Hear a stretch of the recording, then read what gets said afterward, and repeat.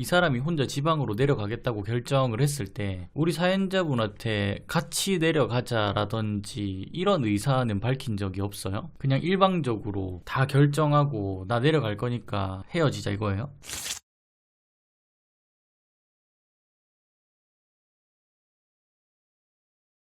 상대방이 내려간 그 지방에 연고지가 있나요? 뭐 친구라든지 지인이라든지 주변에 누군가가 있나요? 거기에 친한 지인이 있어서 그 지인이 도와주겠다고 내려와서 같이 살자고 했대요. 저는 지금 이분이 이별 통보하는 과정이 그렇게 좋게 보이지는 않아요. 이 사람이 힘든 상황과 직면을 한 거는 알겠어요. 근데 내가 지금 만나고 있는 사람과 헤어짐을 결정할 정도의 문제라면 선택지가 여러 가지가 있었어요.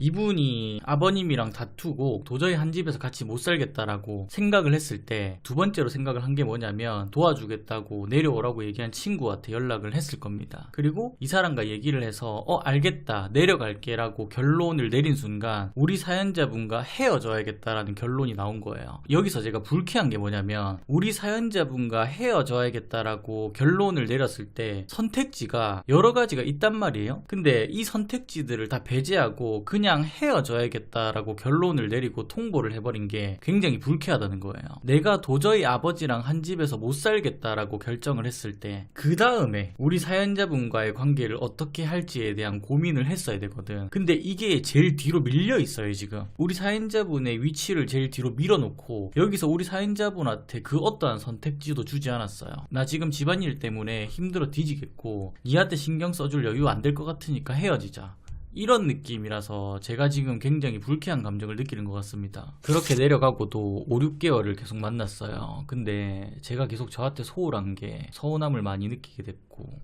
표현을 많이 했었던 것 같아요. 5, 6개월 동안 그 사람이 사연자분을 보러 온 적이 있어요? 제가 스스로 보러 간 적은 한 번도 없어요. 상대방이 항상 차 타고 오거나 버스 타고 왔어요. 제가 가려고 해도 오지 말라고 하고 딱 한 번 저를 데리고 같이 내려간 적은 있었습니다. 그러면 우리 사연자분은 어디에서 서운함을 느낀 거예요? 저는 우리 사연자분이 서운함을 느꼈다고 얘기를 하길래 보통 장거리 연애를 하면서 서운함을 느끼는 쪽이 주로 상대방한테 이동을 하거든요. 내가 계속 이동을 하다가 왜 나만 계속 이 사람을 보러 가는 것 같지? 왜 이 사람은 나를 보러 오지 않지? 라는 생각을 하는 순간 이 사람에 대한 서운함이 급속도로 커진단 말이에요. 이 사람한테는 제가 2순위도 아니고 그 사람 인생에 순위에서 많이 후순위로 밀려난 느낌이었어요. 연인인데 방치된 느낌? 연락도 하루 종일 안 되고 이 단거리 연애를 하다가 장거리 연애를 하게 됨과 동시에 느껴지는 이 갭 차이를 우리 사연자분이 적응을 못 하시는 것 같아요. 좀 상대방의 입장에서 생각을 하고 얘기를 해보자면 어찌됐건 이 사람은 본인의 익숙한 곳을 버리고 다른 낯선 곳으로 내려가야만 할 정도로 굉장히 힘든 문제에 직면을 했다는 거잖아요. 그러면 이 사람도 낯선 곳에 내려가서 여기에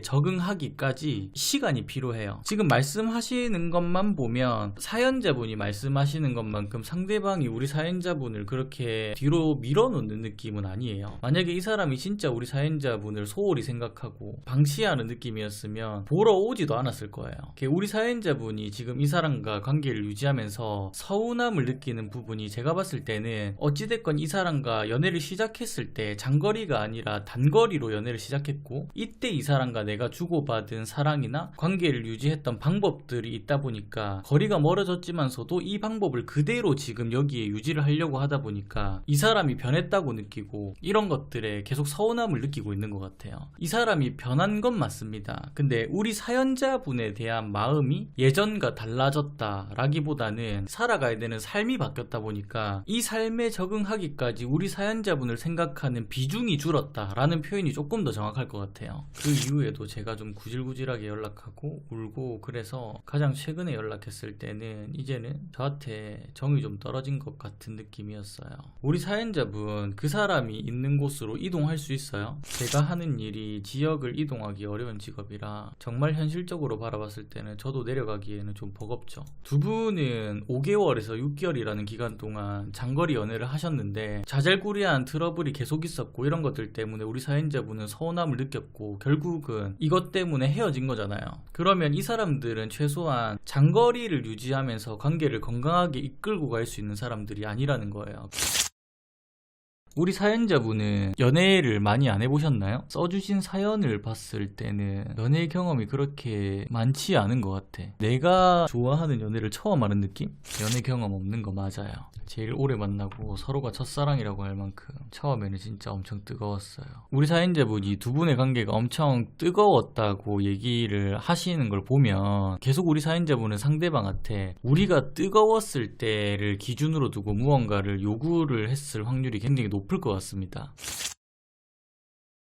우리 사연자분 뿐만이 아니라 대부분의 연애는 처음에는 서로가 많이 불타오릅니다. 서로를 좋아하는 마음이 가장 큰 시기이기 때문에 이때는 웬만하면 어지간하면 뜨겁거든요. 근데 큰 불을 계속 유지하기 위해서는 장작이 필요하잖아요. 연인관계도 마찬가지예요. 이 뜨거움을 계속 유지하려면 지속적인 장작이 필요해요. 주로 이 시기 때 사용되는 장작이 뭐냐면 서로가 서로한테 느끼는 설렘이라는 감정이 있죠. 이 감정이 주로 두 사람을 뜨겁게 만드는 장작이란 말이에요. 근데 연애를 해보셔서 알겠지만 연애가 길어지면 길어질수록 이 설렘이라는 감정은 줄어들 수밖에 없습니다. 근데 이 설렘이 줄어들면 줄어들수록 우리를 뜨겁게 만들었던 장작이 줄어드는 것과 똑같기 때문에 이 뜨거운 것들도 자연스럽게 식을 수밖에 없다는 거죠. 지금 우리 사연자분 같은 경우는 어떤 느낌이냐면 상대방은 이 설렘이라는 장작이 많이 줄어든 것 같아요. 근데 우리 사연자분은 예전만큼은 아니더라도 상대방을 좋아하는 마음, 설레는 마음,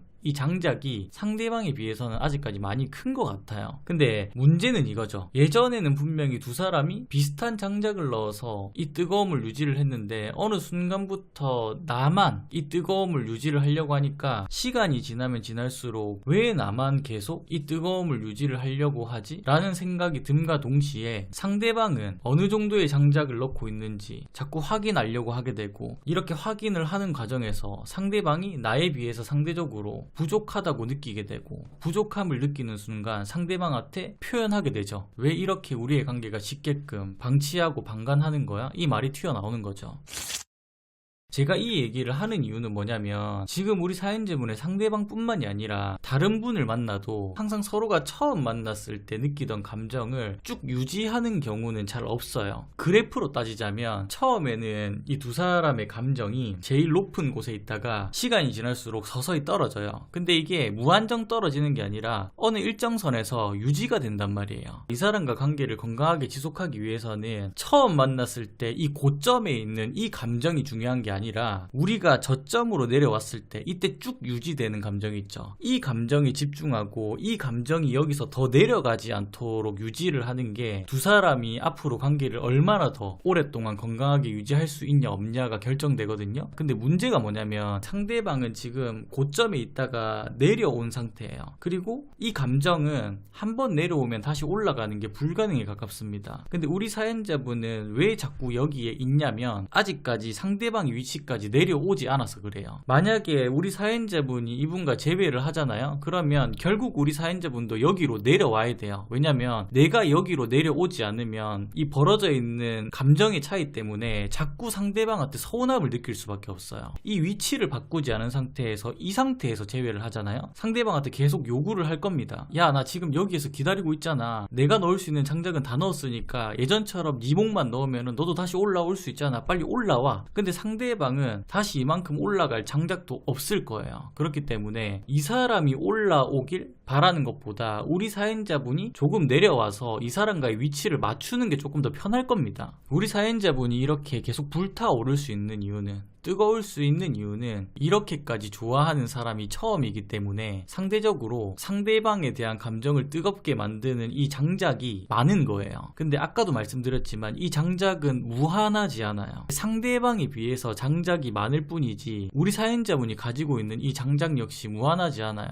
저는 제가 상처받은 것만 생각했는데 그것조차도 그 마음 상태에 머물러 있었기 때문인 것 같네요. 생각해보니까 그럴 수 있어요. 그게 나쁘다고 생각하지 않아요. 왜냐면 우리 사연자분 은 누군가를 이렇게 진심으로 좋아해 본 게 처음이기 때문에 당연히 그럴 수 있다고 생각을 합니다. 여성분들 같은 경우는 꽃을 좋아하시는 분이 많지 않습니까? 이 꽃은 그렇게 오랫동안 살지 못하잖아요. 내가 조금만 관심을 주지 않고 소홀해져도 금세 시들어 버리잖아요. 근데도 사람들이 꽃을 좋아하는 이유는 뭐냐면 이 꽃이 그만큼 아름답고 예쁘기 때문에 이 모습이 오랫동안 간직됐으면 하는 마음을 가지고 있는 거예요.